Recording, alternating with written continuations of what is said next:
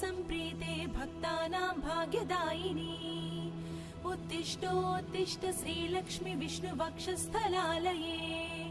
उत्तिष्ठ करुणापूर्णे लोकानां शुभदायिनी श्रीपद्ममध्यवसिते वरपद्मनेत्रे श्रीपद्महस्तचिरपूजित पद्मपादे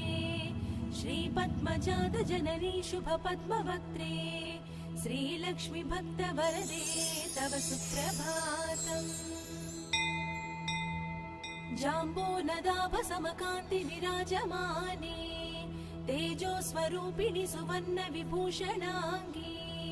सौवर्णवस्त्रपरिवेष्टित दिव्यदेहे